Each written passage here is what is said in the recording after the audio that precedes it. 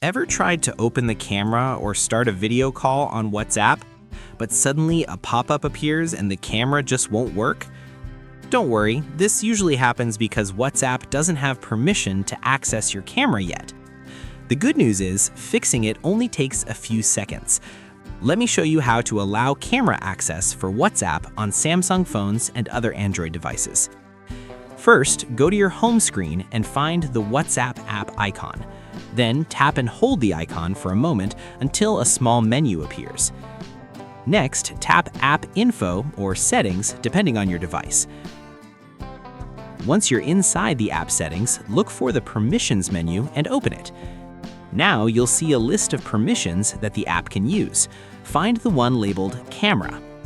Tap on Camera and then select Allow only while using the app. And that's it. Now WhatsApp can access your camera so you can take photos, send pictures, and start video calls without seeing that annoying pop-up again. Super quick, right? So, if your WhatsApp camera suddenly stops working, don't panic. Just check the camera permission and enable it using these steps. Problem solved in seconds.